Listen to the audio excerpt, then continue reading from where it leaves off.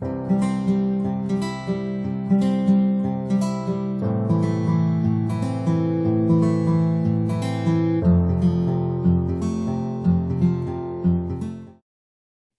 안녕하세요. 한 주 동안 잘 지내셨나요? 예, 아름답고 품격 있는 노년의 성공적인 삶. 오늘 네 번째 마지막 시간입니다. 우리 지난 시간에는 성공적 노년을 위해서 질병을 피해가야 하고 또 높은 수준의 신체적, 정신적 능력을 유지해야 하고 이를 통해서 적극적인 인생 참여를 해야 한다라는 말씀 드렸었고요. 또 우리가 의사소통, 인간관계를 어떻게 할 것인가 하는 이야기에 대해서 나누어 보았죠. 예, 오늘 마지막 시간은요. 또 어르신들께 생각할 거리를 조금 드리고요. 그리고 나서 정말 우리가 행복하게 노년을 아름답고 품격 있게 살기 위해서 어떤 것들이 필요한지 좀 정리하는 시간을 갖도록 하겠습니다. 네, 먼저 이런 생각 해보셨어요? 제가 어떤 어르신들하고 어떤 프로그램에서 자랑 리스트를 만들어 보셔라 한 적이 있었는데요. 이게 뭐냐면요. 어르신들 모두가 스스로 얼마나 가치 있는 존재인지 생각하면서 사시나요? 네. 한번 생각해 보세요. 그리고 왕년에 아니면 지금도 내가 이거 하나는 정말 잘하는데 라는 거 있으시죠? 내가 누구 앞에서도 이거 정말 자랑할 수 있는데 이거는 내가 살면서 사람들이 다 나를 인정해줬는데 하는 어르신들의 자랑거리들이 있으실 거예요. 그런 걸 한번 이렇게 써보시면 어때요? 나는 김치를 잘 담글 수도 있고 사람과의 관계를 굉장히 잘 풀어줄 수도 있고 아니면 예전에 나 진짜 고무줄 놀이 이거 끝내주게 했을 수 있고 딱지치기 잘했을 수도 있고 또 어떤 것이 있을까요? 어르신들 자랑거리. 분명히 각자가 가지고 있는 이렇게 자랑할 만한 나의 가치를 돋보이게 하는 그런 것들이 있을 거예요. 근데 우리는 겸손이 미덕이라고 해서 누가 뭐 칭찬해주면 아니야 뭐 아니야 이렇게 하지만 정말 내가 잘하는 것에 대해서는 스스로 인정하고 내가 이건 잘하지 라고 할 수 있는 게 있으시면 좋겠어요. 그래서 한번 옆에다 내가 누구에게나 이거 하나는 정말 자랑할 수 있다. 하나가 아니어도 좋습니다. 그런 리스트를 적어보시면서 그래 나는 이런 사람이지 라는 생각 한번 해보시면 좋겠어요. 한번 해보시겠어요? 네, 잠깐 저를 이렇게 멈춰 놓으시고 하셔도 됩니다. 내 자랑거리는 뭐가 있을까? 사람들이 잘 모르지만 아니면 혹시 모든 사람들이 다 잘 알고 있는 나를 알고 있는 사람들이 나를 인정해 주는 게 뭐가 있을까? 생각해 보시다 보면 내가 참 가치 있는 사람이다. 내 존재감이 있다. 라는 생각 드실 것 같아요. 네, 잘 적어 보시고요. 시간이 필요하시면 저를 잠시 이렇게 멈춰 놓으셨다가 하시면 됩니다. 아시죠? 제가 이렇게 생긴 거 누르면은 멈췄다가 다시 누르면 다시 재생되니까 그렇게 하시면 되고요. 두 번째로는 또 이런 생각 해보셨나요? 버킷리스트 들어보셨어요? 버킷리스트 하면 죽기 전에 꼭 하고 싶은 것. 내가 살면서 이거는 꼭 해보고 싶다 하는 거 뭐가 있으실까요? 이거 못 해보고 죽으면 나 정말 후회할 것 같다 라고 생각하는 게 뭐가 있을까요? 한 번이라도 이걸 할 수 있으면 내 삶에 여한이 없을 것 같아 라고 생각하는 게 분명히 있으실 것 같아요. 네, 그렇게 내가 죽기 전에 꼭 하고 싶은 것들을 적어 놓는 것을 버킷리스트라고 해요. 지금부터 한번 생각해 보세요. 내가 정말 이거 꼭 한번 해보고 싶었는데 물론 물리적으로 신체적으로 아예 할 수 없는 것을 지금은 할 수 없겠죠. 하지만 뭐 어디 여행이 될 수도 있고요. 뭐 배워보고 싶은 게 있을 수도 있고요.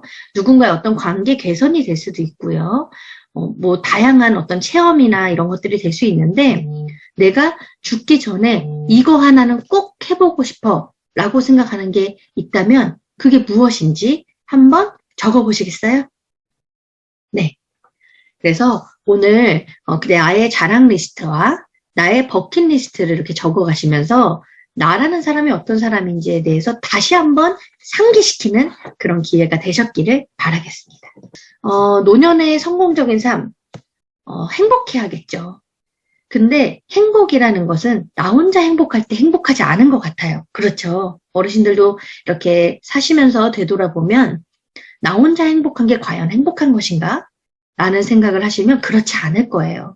나와 내 주변에 있는 사람들이 모두 걱정 없이 건강하고 행복할 때 나도 비로소 행복할 수 있는 건데요. 그래서 사람들을 행복하게 하는 10가지 방법에 대해서 한번 말씀을 드려보려고 해요. 한번 생각해 보세요. 첫째, 다른 사람들과 따뜻한 대화를 가져라. 네, 대화를 어떻게? 따뜻하게 하자. 그럼 따뜻한 대화라는 건 뭘까요? 상대방을 생각해주고, 위해주고, 배려하고, 공감해주고 하다 보면 따뜻한 대화를 할 수 있을 것 같아요. 두 번째, 사람들을 대할 때마다 미소 짓는 것을 잊지 마라. 어르신들, 우리나라 사람들 가만히 있으면, 저도 강의할 때 이렇게 앉아 계신 분들이 가만히 계시잖아요? 다 화가 난 것 같아, 다. 이렇게 뭔가 뚱하시거든요.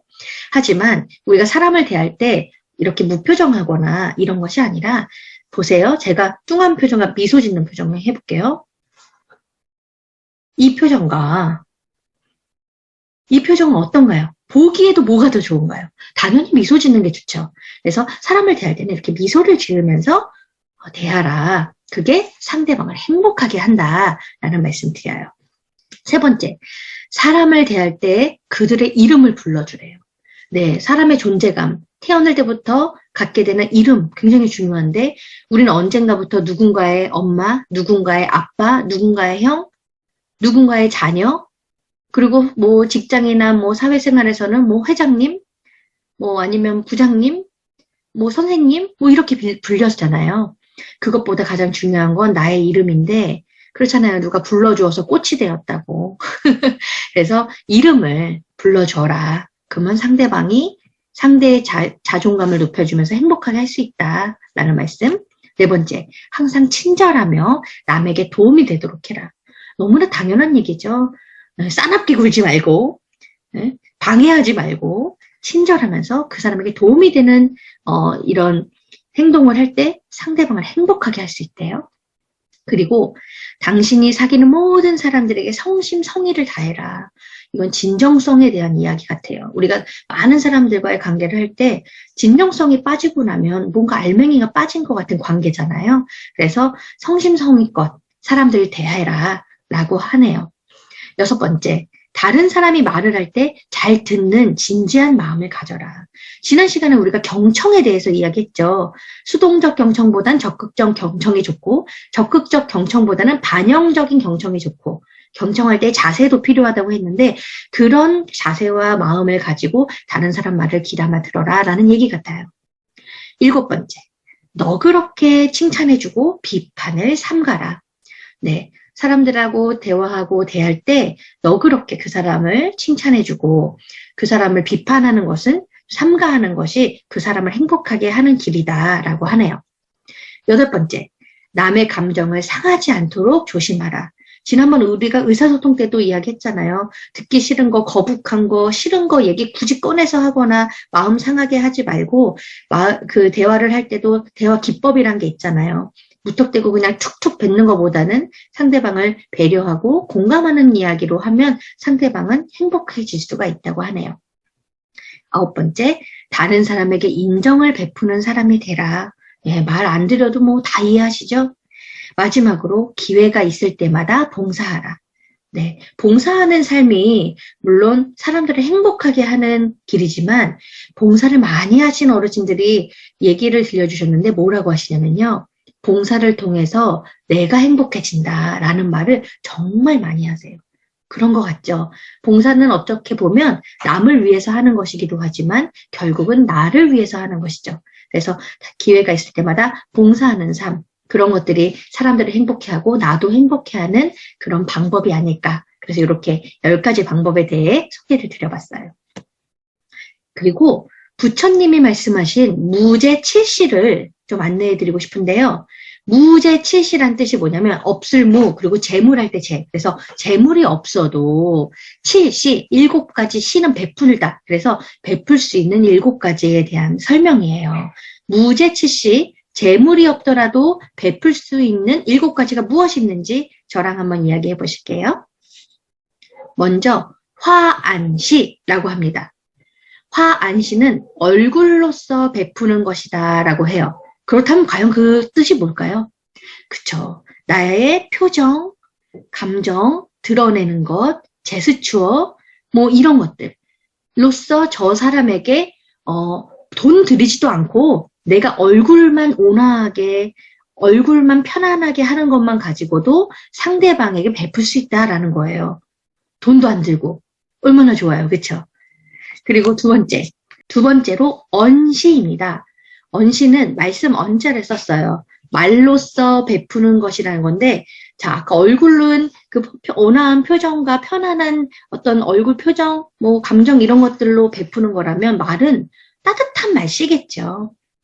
이해하는 말씨, 공감하는 말씨, 편안하게 해주는 말, 이런 말을 통해서 돈 한 푼 안 들이고도 우리는 베풀 수 있다는 거죠. 뭐 그런 얘기 있잖아요. 뭐 말 한마디로 청량빛을 갚는다. 뭐 가는 말이 고와야 오는 말이 곱다. 뭐 이런 것처럼 우리가 말이 얼마나 중요한지는 저보다 어르신들이 더 잘 아실 것 같아요. 우리 돈 한 푼 들이지 않고 말로써도 베풀 수 있다. 그것이 언시다. 라고 부처님은 말씀을 하셨어요. 세 번째로 심시입니다. 심은 마음 심자죠. 그래서 마음으로 베푸는 건데 우리가 마음으로 뭔가를 기도하고 바라고 뭐 내가 믿는 어떤 부처님, 뭐 하느님 이런 분들에게 뭔가를 그렇게 간곡하게 요청하는 기도를 하고 하는 것 돈이 드나요? 돈 안 듭니다. 마음을 다해서 누군가를 위해서 빌어주는 것 그것을 돈 한 푼 들이지 않고 베풀 수 있는 마음으로 베푸는 심시다 라고 부처님께서 말씀하셨어요. 마음으로 베푸는 거 어렵지 않으시죠? 다음은 안시예요. 안시. 안시는 이게 눈 할 때 그 안이잖아요. 그래서 눈으로 베푸는 거래요. 그럼 눈으로 베푸는 건 뭘까요? 눈빛이죠. 눈빛. 물론 아까 그 표정이나 말도 마찬가지겠지만 우리가 그 눈을 통해서 사람들이 교감을 가장 많이 한다고 하잖아요. 사람들이 얼굴 중에서 가장 많이 보는 부분이 바로 눈이죠. 눈을 통해서 소통도 하고 감정도 전달하고 그러죠. 근데 그 눈빛이 얼굴 표정과 같이 온화하고 그 눈이 매서울거나 눈이 쌀쌀맞으면 마음 상하잖아요. 그런 것처럼 눈빛으로만도 우리가 베풀 수 있다. 이런 말씀을 하셨어요. 그 다음은 신시예요. 신시. 우리 신체 할 때 그 몸 신자잖아요. 그래서 몸으로 베푸는 건데 그건 뭘까요? 내가 뭔가 다른 사람을 위해서 몸으로써, 행동으로써, 활동으로써, 실천으로써 누군가를 위해 하는 것.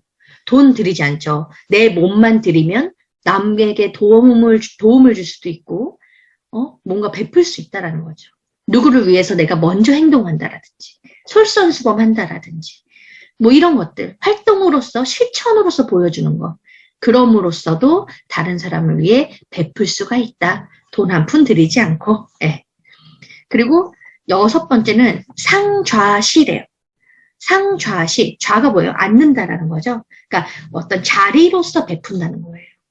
어떻게 보면 뭐 윗분에게 더 좋은 자리를 내드린다라든지 아니면 내가 어떤 것을 이렇게 내가 가지고 있는 어떤 그 자리에서 누구를 위해서 기꺼이 그 자리를 좀 내어주거나 양보하거나 나누어 갖거나 하는 것들이겠죠. 근데 누군가는 그 내 자리를 이렇게 뭐라고 할까요? 끄떡없이 앉아서 절대 내놓지 않으려고 하는 거. 이게 자리라는 의미도 있지만 결국 내 것을 어떻게 나누어 주느냐, 내 몫을 다른 사람에게 어떻게 나누어 주느냐, 베푸느냐 이 문제 같아요.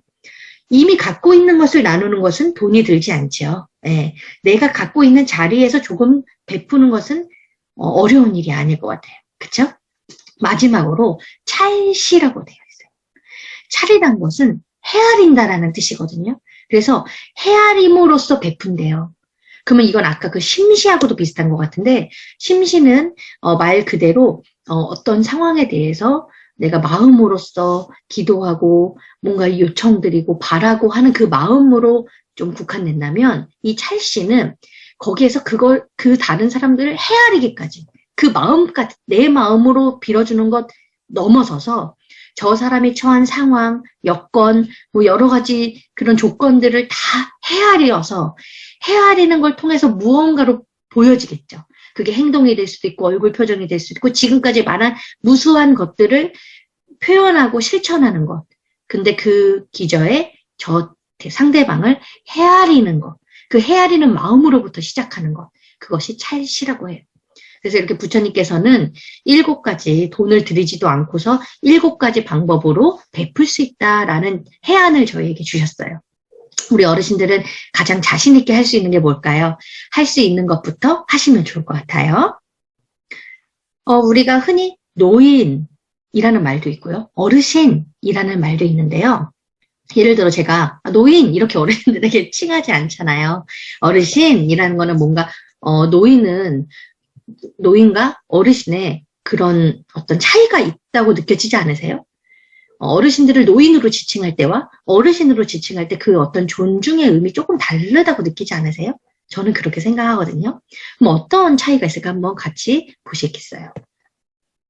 노인은 말 그대로 그 늙을 노자를 써서 늙은 사람을 뜻하죠. 아주 개념적인 정의죠. 그러다 보니까 노인은 뭐 자연히 늙는다고 생각하는 사람. 그리고 노인에 대한 어떤 편견이라는 게 있어요. 그래서 뭔가 자기가 지금까지 생각해왔던 것들, 가지고 있던 고집을 버리지 못하는 사람들을 노인으로 이렇게 인식한다고 해요. 그리고 노인은 그동안에 자기가 살아왔던 그런 경험치를 근거로 다른 것들 또한 그래야 된다라고 지배를 하려고 하는 그런 모습들이 보여지는 것. 또한 상대를 자기 기준에 맞춰서 내 기준이 좋으면 좋게 평가하고 아니면 부정적으로 평가하는 그런 모습들을 노인이 보여주고 있다라고 하네요. 그리고 아까부터 말씀드렸지만 나의 아집, 고집, 생각, 경험을 가지고 다른 사람에게 이렇게라 저렇게라 하면서 간섭하는 모습들. 노인이라고 하면 갖게 되는 편견이라고 해요. 그리고 뭐 이제까지 내가 다 오랫동안 살았는데 알 거 다 알지 하면서 이제 배울 것이 없다. 내가 그냥 최고다. 유아 독존. 이런 모습들을 노인이라는 단어를 통해서 느낄 수 있다고 해요. 그리고 노인이라고 하면 뭔가 대가 없이 받기만을 좋아하는 존재, 공짜를 좋아하는 존재, 이런 걸로도 이제 많이 인식이 되어 있는 것 같아요. 또한 노인은 언제나 뭐 우두커니 고독하고 또 외로움을 많이 느끼는 존재다라는 그런 인식도 팽배하죠. 참 그러니까 노인이라는 그 단어가 갖게 되는 어떤 뜻과 이미지와 이런 것들은 사실 그냥 그냥 그 개념적으로만 생각해도 좋은데 그 이면에 생각하게 되는 여러 가지 편견들이 있어요. 근데 어르신은 조금 다른 것 같아요. 우리 어르신들은 어떻게 생각하시는지 모르겠어요. 어르신 하면 일단 어른이란 뜻이 있어서 존경받는 사람이란 느낌이 있고요. 그리고 자신을 가꾸고 젊어지려고 계속 노력하는 그런 분들이 어르신의 상이다라고 보여진대요. 그러다 보니까 또 상대방에게 이해와 아량을 베풀면서 되게 여유롭고 느긋하게 생활하는 모습들을 보여주신다고 하고요. 어르신들은 좋은 덕담을 해주고 긍정적으로 이해하려고 한대요. 그러니까 어른이기 때문에 더 넓은 마음으로 덕담도 해주고 긍정적으로 얘기해주고 아까 어르신들 보시면 되게 칭찬도 많이 해주시고 덕담 정말 많이 하시잖아요. 그리고 어르신이라면 지금까지 살아온 어떤 경험과 경륜이 있기 때문에 스스로 해야 할 것과 하지 말아야 할 것, 여기까지가 경우가 있는 거야. 뭐 경우란 말씀 많이 쓰시잖아요. 그런 것들을 스스로 절제할 수 있는 능력을 가진 분들을 어르신이라고 한대요. 그리고 어르신은 언제나 배워야 한다는 마음으로 겸손함을 가지고 계시고요.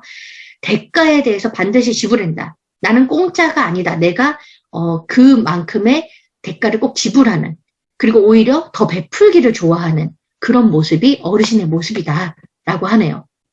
그리고 어르신들은 뭐 연세가 있으시다고 해서 다 고독하고 외로운 것이 아니라 어르신답다 보니까 주변에 좋은 사람들, 좋은 친구들이 많고 그러다 보니까 되게 활발하고 적극적인 어떤 그런 모습을 가진 분들을 어르신이다, 어르신의 상이다 라고 한대요. 그럼 어르신들은 노인이 되고 싶으세요? 어르신이 되고 싶으세요?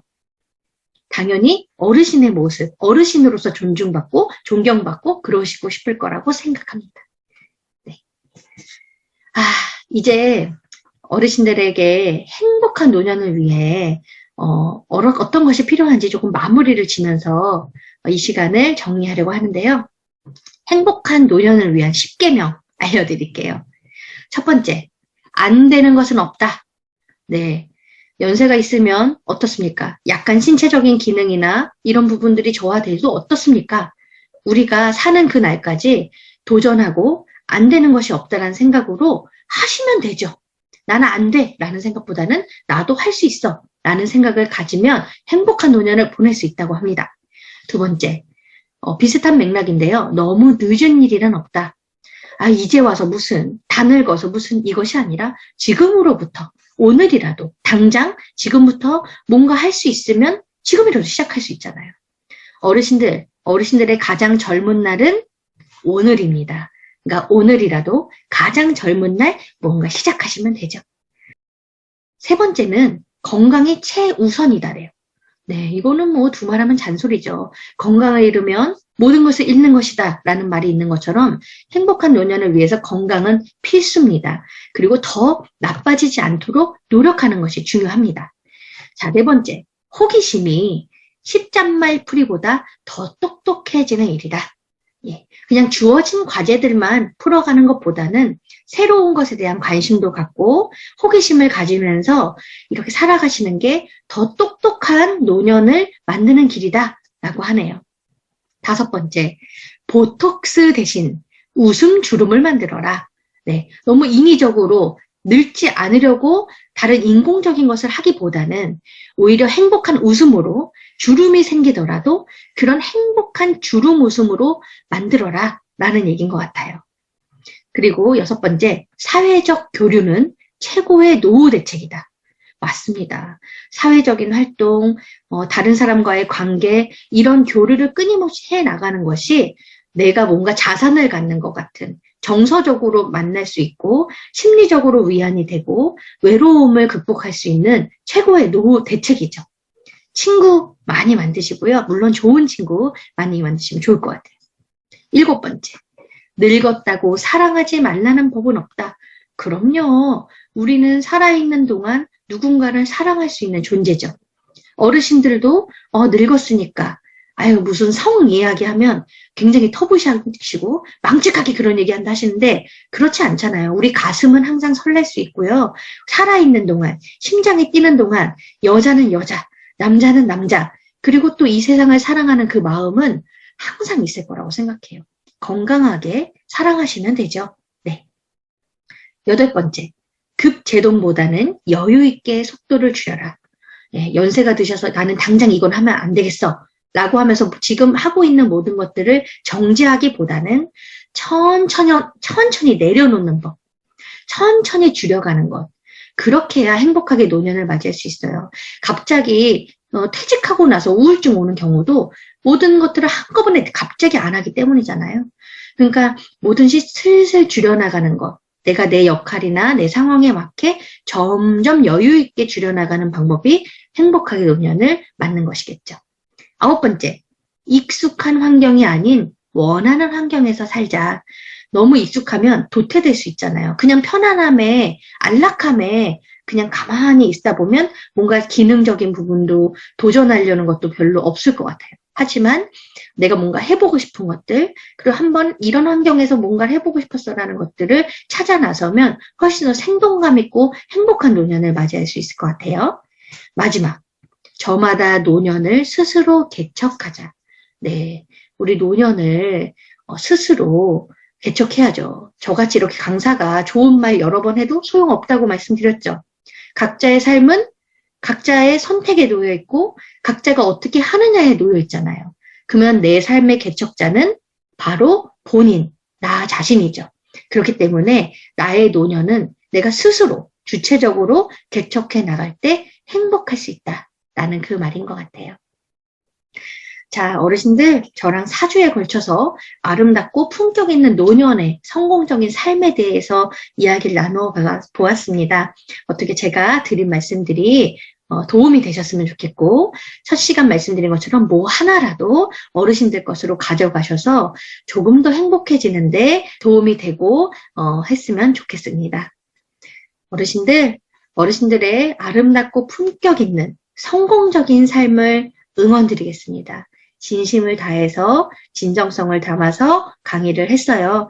어르신들 몸도 마음도 언제나 건강하시기를 바라겠습니다. 감사합니다.